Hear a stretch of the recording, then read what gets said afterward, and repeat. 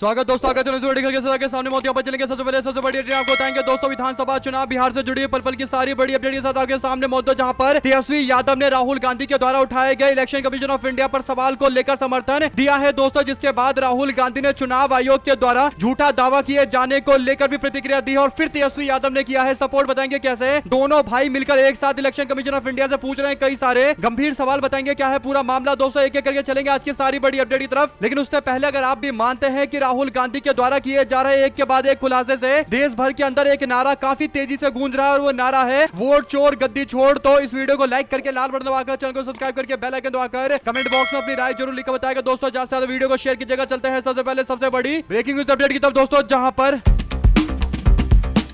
7 अगस्त को राहुल गांधी के द्वारा महादेवपुरा विधानसभा सीट को लेकर किए गए बड़े खुलासे के बाद राहुल गांधी ने उसी श्रृंखला में कई और सबूतों के साथ में आज प्रेस कॉन्फ्रेंस की दोस्तों। और इस दौरान राहुल गांधी की ओर से अलंद विधानसभा सीट को लेकर कई सारे बड़े खुलासे किए गए दोस्तों। राहुल गांधी ने बताया कि कैसे एक जगह बैठकर लॉगिन करके चुनाव आयोग के सॉफ्टवेयर से कई सारे लोगों के नाम काटे गए दोस्तों, यानी बिना आवेदन के लोगों के नाम काट दिए गए और बड़ी संख्या में सेंट्रलाइज फॉर्म में यानी एक जगह इकट्ठा हो गए नाम काटे गए दोस्तों। आपको बता दें कि जब ये जानकारी राहुल गांधी की ओर से दी गई तो उन्होंने आगे बताया कि कर्नाटका के अंदर सीआईडी इसकी जांच कर रही है और 18 महीने में 18 बार इलेक्शन कमीशन ऑफ इंडिया को चिट्ठी लिखा गया है। उनसे कहा जा रहा है कि हमको नंबर बताइए कि कौन से नंबर से इतने सारे नाम काटे गए और ओटीपी क्या आप लोगों ने भेजा था और आईपी एड्रेस क्या था। इसके बाद लॉगिन की और भी जानकारियां मांगी जा रही है दोस्तों, यानी कहां से सॉफ्टवेयर का इस्तेमाल करके भारी संख्या में लोगों के नाम काटे गए हैं। राहुल गांधी ने कहा कि अभी यह हाइड्रोजन बम नहीं है, ये खुलासे की श्रृंखला में एक कदम है जो हम बता रहे हैं कि कैसे कर्नाटका के अलंद विधानसभा सीट को लेकर लगातार सीआईडी की जांच को रोकने की कोशिश की जा रही है। चुनाव आयोग पर राहुल गांधी ने सवाल पूछा दोस्तों, तो इसके बाद चुनाव आयोग की ओर से सोशल मीडिया पर जानकारी देते हुए राहुल गांधी के दावे को झूठा बताने की कोशिश की गई दोस्तों, गलत बताने की कोशिश की गई। और इलेक्शन कमीशन ऑफ इंडिया कहता है कि राहुल गांधी के द्वारा लगाए गए आरोप गलत है और आधारहीन है और दावा किया कि 2023 में प्रयास किए गए थे, हमने इस पूरे मामले पर खुद ही एफआईआर दर्ज करवाई इलेक्शन कमीशन ऑफ इंडिया ने। इसके बाद वो दावा करते हैं कि अलंद विधानसभा सीट 2018 में भारतीय जनता पार्टी के उम्मीदवार जीते थे, जबकि 2023 के चुनाव में बीआर पाटिल कांग्रेस पार्टी के उम्मीदवार यहां से चुनाव जीते थे दोस्तों। यानी राहुल गांधी के आरोपों को गलत बताकर ये जो 3 तथाकथित दावे किए जा रहे हैं दोस्तों, इसमें से इस बात का तो कोई लॉजिक ही नहीं है कि कांग्रेस यहां से जीत गई, फिर बीजेपी यहां से जीत गई, फिर कांग्रेस जीत गई, तो इस सीट पर कुछ भी गलत नहीं हो रहा। ये तो एकदम वाहियात दावा किया जा रहा है। तो चुनाव आयोग के इस लॉजिक को तो पूरी तरीके से खंडित किया जा सकता है दोस्तों। दूसरा जो लॉजिक वो दे रहे हैं कि एफआईआर हमने खुद ही करवाई थी, तो ये खुद मान रहे हैं चुनाव आयोग के लोग की 2023 में कई लोगों के नाम काटने की कोशिश की गई थी। तो फिर सीआईडी तो उसी बात की मांग कर रहा है, वो कह रहा है कि बताइए कि कहां से नाम काटने की कोशिश की गई थी। हम लोग पूरा इन्वेस्टिगेशन करते हुए तह तक पहुंचेंगे कि कौन लोग एक मुश्त लोगों के नाम काट रहे हैं। और एक जो और तर्क दिया गया दोस्तों, उसमें कहा गया कि ऑनलाइन लोगों के नाम नहीं काटे जा सकते। अगर नाम नहीं काटे जा सकते तो फिर जिन लोगों ने प्रयास किया तो उनके ऊपर एफआईआर क्यों दर्ज करवाई गई? जरूर उन्होंने डिलीट कर दिया होगा, तभी जाकर एफआईआर दर्ज करवाई गई। फिर इनका यह दावा भी गलत हो जाता है कि ऑनलाइन नाम नहीं काटे जा सकते। कुल मिलाकर दोस्तों कॉन्ट्राडिक्टरी यानी एक दूसरे के विरोधाभासी बयान देकर चुनाव आयोग मामले को टरकाने की कोशिश कर रहा था। लेकिन अब राहुल गांधी अमूमन जवाब नहीं देते दोस्तों, कुतर्कों पर जवाब नहीं देते तो इससे कहीं ना कहीं चुनाव आयोग का पक्ष मजबूत होता दिखाई देता था दोस्तों। लेकिन अब राहुल गांधी ने करारा जवाब दिया है और तेजस्वी यादव उनके साथ आकर मजबूती से खड़े हो गए हैं दोस्तों। राहुल गांधी बोले,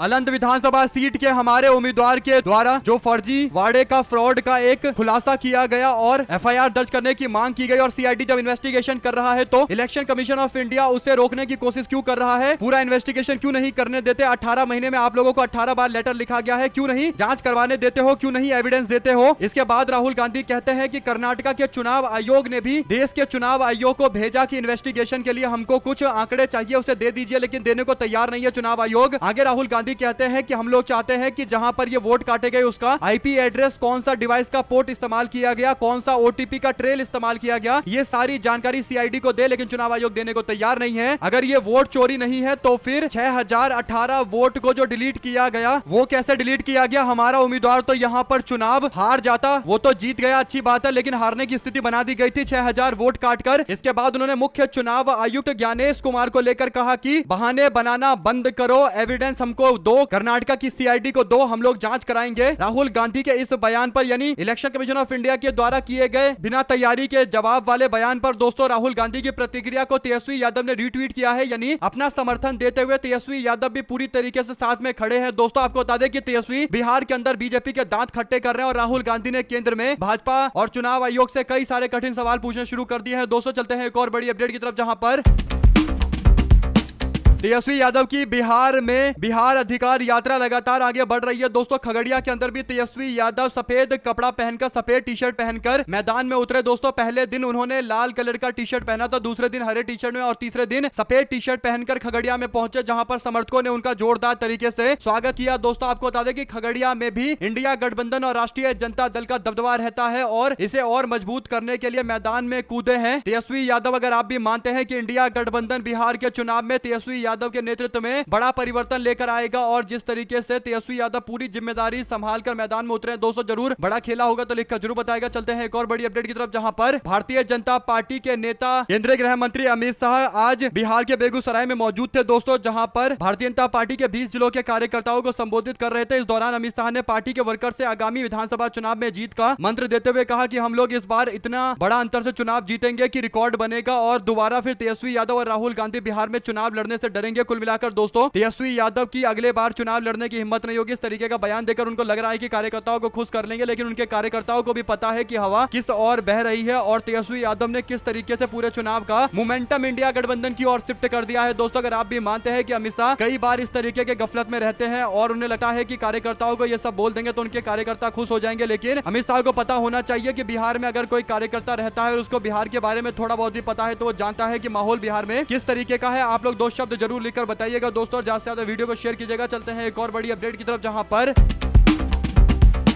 रवीश कुमार बोले तो क्या अब मुख्य चुनाव आयोग ज्ञानेश कुमार उन फोन नंबर की प्राइवेसी की रक्षा करेंगे जिनसे किसी वोटर के नाम कटवाने का आवेदन किया गया था? क्या वे सारे नंबर मम्मी, सिस्टर और बेटियों के नहीं है? ये सवाल पूछा गया है, जिसके तहत ज्ञानेश कुमार प्राइवेसी के रक्षक बनकर उभर रहे हैं। उनके पद का नाम बदल देना चाहिए, भारत के मुख्य प्राइवेसी आयुक्त कर देना चाहिए। यानी जब सीसीटीवी कैमरे की फुटेज मांगी गई दोस्तों, तो नेताओं की तरह भाषण देते हुए कहने लगे कि आप बताइए कि क्या सीसीटीवी फुटेज देना चाहिए, इससे लोगों की प्राइवेसी का उल्लंघन नहीं होगा? क्या बहन बेटियों के प्राइवेसी का उल्लंघन नहीं होगा? तो अब ज्ञानेश कुमार जी बताए कि इन लोगों के नंबर का इस्तेमाल करके जो नाम काटे गए, इसके पीछे कौन है? क्या लोगों की अब प्राइवेसी लीक नहीं हो रही है? रवीश कुमार का सवाल एकदम सिंपल है दोस्तों, लेकिन जनता का जो सवाल होना चाहिए वही रवीश कुमार पूछ रहे हैं। भारत के मुख्य प्राइवेसी आयुक्त बता दे इस बात को कि लोगों के नंबर को एक्सेस करके जो नाम काटे गए हैं तो इससे लोगों की प्राइवेसी का उल्लंघन नहीं हुआ। कंप्यूटर में आईडी अपडेट्स, ओटीटी की जानकारी कर्नाटका सीआईडी को क्यों नहीं दिया जा रहा? इसका जवाब भी दीजिए। 1.5 साल में जांच पूरी क्यों नहीं हुई? राहुल गांधी की प्रेस कॉन्फ्रेंस में उठे गंभीर सवाल, आयोग साफ साफ जवाब दे। चुनाव आयोग से गुजारिश है कि मेरे पोस्ट पर मिसलीडिंग का ठप्पा न लगा दे। रवीश कुमार ने यहाँ भी तंज कस दिया दोस्तों, क्योंकि राहुल गांधी ने पोस्ट किया तो तुरंत उसे मिसलीडिंग बता दिया गया। रवीश ने बोला कि मेरे पोस्ट को मिसलीडिंग मत बता देना, कुछ दिन में वोट चोर ये ठप्पा भी खुद से लगाने लग जाएंगे। भारत में सिग्नेचर और स्टैंप की नकल आसानी से बन जाती है, तो सवाल कुल मिलाकर भारतीय जनता पार्टी और पूरे के पूरे तंत्र से है दोस्तों। इस पूरे मामले पर अब भाजपा ही आकर जवाब दे रहे हैं। चलते हैं एक और बड़ी अपडेट की तरफ, जहां पर